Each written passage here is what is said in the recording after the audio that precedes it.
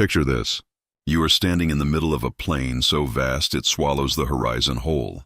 The ground beneath your sandals has been scraped and leveled, deliberately, obsessively, by tens of thousands of men working through the night under the orders of the greatest king the world has ever seen. Not to build something, to erase something. Every rock, every rise, every irregularity in the earth that might slow a chariot or topple a war elephant has been removed. The land itself has been turned into a weapon, and you are standing on it, holding a spear, and across the plain, so far away they look like a dark stain on the edge of the world, is the army of Darius III, King of Kings, Lord of Persia, ruler of an empire that stretches from Egypt to India. You try to count them. You can't. The numbers have been whispered through camp for days. 1 million men, some say. 200,000. Nobody agrees, and nobody really needs to agree, because the point isn't the exact count. The point is what you feel in your chest when you look at that horizon and realize that the darkness you're seeing is not a shadow. It's people. It's horses. It's chariots with scythe blades fixed to their wheels. It's war elephants standing like walking fortresses. It's a world-ending force assembled specifically to crush the small, exhausted, outnumbered army you are part of. Your army numbers perhaps 47,000 men, against a Persian force estimated at anywhere between 250,000 and 500,000. You are outnumbered at least 5 to 1, maybe 10 to 1. There are no reinforcements coming. You are 1,200 miles from home, deep inside enemy territory, fighting the largest empire the world has ever known. You should not win this battle, and yet. But this is not the battle they think they are fighting. By the end of this video, you will understand not just how Alexander the Great won at Gaugamela, but why this battle represents perhaps the greatest single act of tactical genius in the history of warfare, where one man understood the future of combat while his enemy was still living in the past. You will understand the decision Alexander made in the middle of chaos that changed the course of human civilization, and you will feel, deep in your gut, the terrifying weight of betting everything, every soldier, every life, an entire civilization, on a single moment. If you enjoy this kind of content, make sure to like the video and subscribe to the channel. It helps more than you know, and there is a lot more coming. Now, let's go back. The year is 331 BCE. Alexander of Macedon is 25 years old. He has already done things that should be impossible. He crossed into Asia 2 years earlier with an army that most of his advisors considered dangerously small, and he has not stopped winning since. At the Granicus River, he personally led the charge, nearly died, and won. At Issus, he met Darius in open battle for the first time and broke the Persian line so decisively that Darius fled on horseback, abandoning his mother, his wife, his daughters, and his royal treasury to Alexander's advancing forces.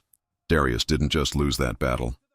He was humiliated in a way that shook the foundations of Persian authority across the entire empire. But Darius was not finished. He understood what had gone wrong. He had fought on terrain that favored Alexander, a narrow coastal strip where Persian numerical superiority couldn't be fully deployed, where the massive cavalry had no room to maneuver. He had underestimated the Macedonian phalanx, that terrifying wall of 20-foot spears grinding forward with mechanical inevitability. He had underestimated Alexander himself. He would not make the same mistake twice. For 2 years after Issus, Darius rebuilt. He sent peace offers to Alexander, land, money, his daughter's hand in marriage. Parmenion, Alexander's senior general, said directly, "If I were Alexander, I would accept." Alexander's response is famous. "If I were Parmenion," he said, "so would I." He rejected everything, because half an empire was not enough. It meant Darius remained king, that the threat never truly ended, that at some point in the future, Persia would come back. The only way to end the Persian threat was to destroy Persian power at its root, to become the King of Kings himself, which meant there had to be a final battle. Darius chose the ground with extraordinary care. The plain of Gaugamela, near modern-day Erbil in northern Iraq, was flat.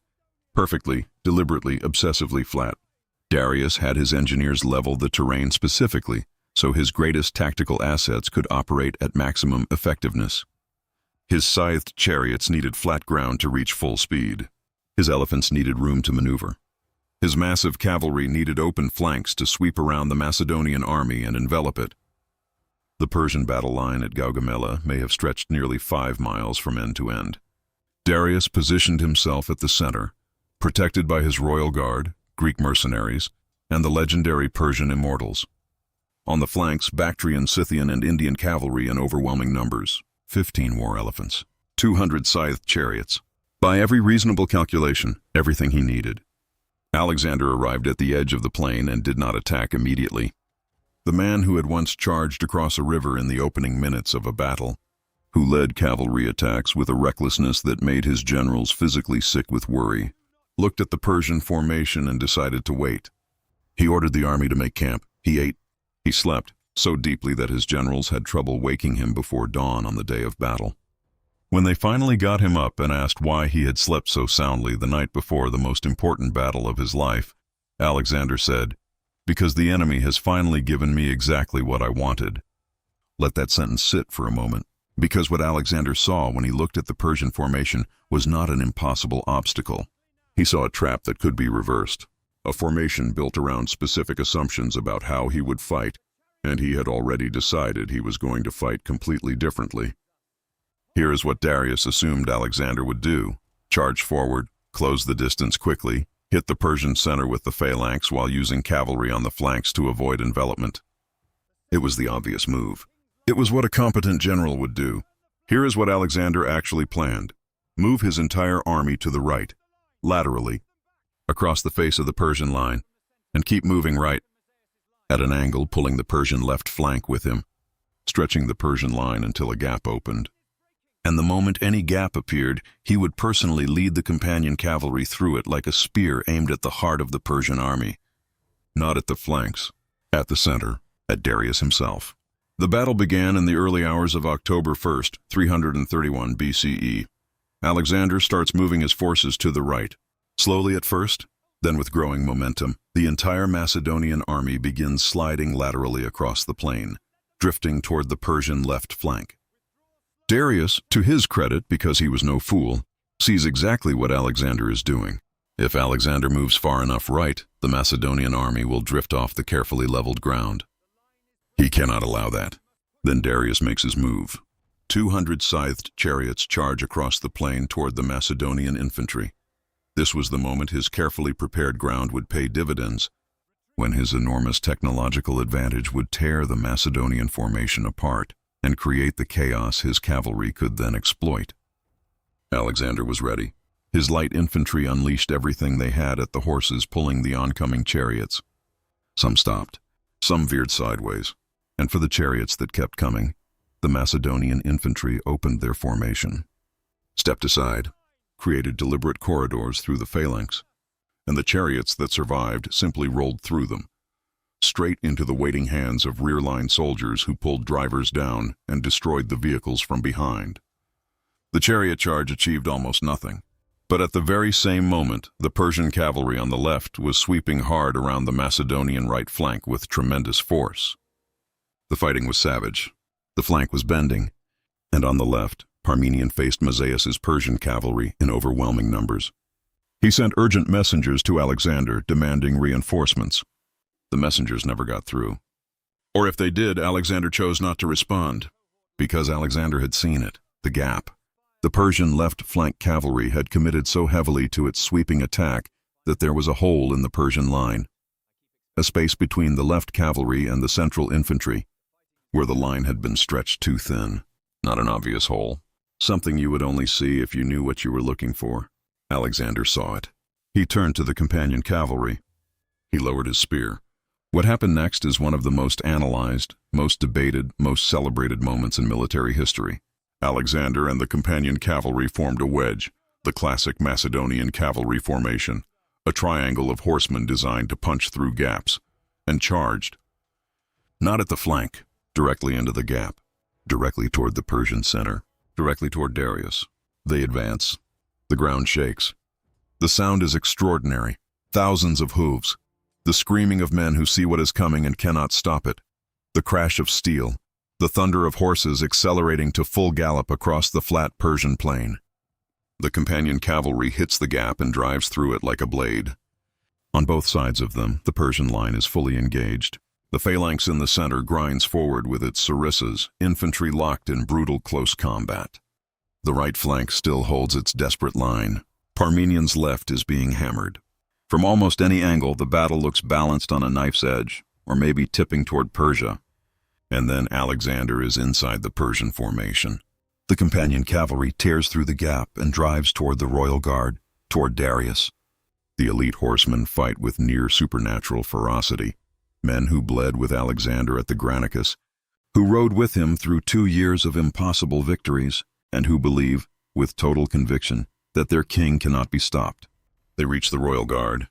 The fighting is brutal and close and desperate. Darius can see Alexander coming.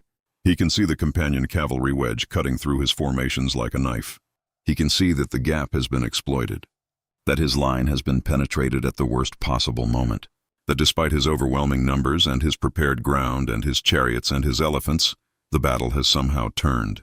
The man who was supposed to be crushed is riding toward him, and the formations around him are beginning to shake. Darius had done this before. At Issus, facing Alexander's charge, he had turned his chariot and ridden away. At Gaugamela he does the same. Darius flees. He turns his chariot, rides away from the battle, and the moment the Persian army sees it, the moment word spreads through the ranks that the king has fled, something breaks. Not the Persian line, not immediately. Something more fundamental. The reason they were fighting has vanished. The center of the Persian world has turned its back and is galloping into the dust. The Persian formation begins to dissolve. In isolated pockets across the battlefield, infantry and cavalry units hold their ground and die rather than run. There is real valor on the Persian side. Real soldiers who deserved a better king than the one who galloped away from them. But the direction of the battle has changed. It changed because of a single decision made by a single man at a single moment. Alexander wants to chase Darius, wants to run him down right then. But as he turns to pursue, a messenger finally gets through, from Parmenion on the left. The left is in real crisis. Alexander makes a decision. He stops chasing Darius, turns west, rides hard toward Parmenion's position and slams into the flank of the Persian cavalry, destroying his left wing. The impact is immediate and decisive. Persian horsemen who moments ago were winning suddenly find the legendary companion cavalry crashing into them from an unexpected direction. The fight dissolves almost instantly. The Battle of Gaugamela is over. Persian casualties were catastrophic. Tens of thousands dead. Alexander pursues Darius through the night, but the Persian king escapes, for now, riding into the darkness with everything he has lost. What Alexander did at Gaugamela was not simply a matter of being clever. There were clever generals in the ancient world. It was not simply courage. There were courageous generals too, men who charged when they should have waited and died for it. What Alexander did was something rarer. He managed to hold 2 things in his mind at the same time. The terrifying complexity of a 5-mile-wide battle involving hundreds of thousands of people, and one single, specific tactical problem. Find the gap. Drive through it. Get to Darius. When the moment came, he didn't hesitate. He didn't send cavalry. He led it himself. The fall of Gaugamela is the fall of an empire. Within weeks, Alexander will march into Babylon and be welcomed as a liberator. He will take Susa and a treasury so vast it required 20,000 mules and 5,000 camels just to carry the gold away. He will burn Persepolis. He will chase Darius to the far edges of the empire, until Darius is stabbed by his own men and left dying by the side of a road. Alexander found the king there. He covered his body with his own cloak. He ordered a royal burial for the man who had tried to destroy him. The Greek language, Greek art, Greek philosophy, spread across Egypt, Persia, India, carried on the back of what was won at a place called Gaugamela. The Roman world that absorbed Greek learning, the Islamic world that translated Greek texts, the Renaissance that rediscovered them, all of it runs in a direct line back to a 25-year-old man on a horse who looked at an impossible situation and saw not an obstacle, but an opportunity. He charged. The line bent. The empire fell. But Alexander was not done. What came after Gaugamela was even more revealing of the man. Because winning a battle is one thing. Building an empire is something else entirely.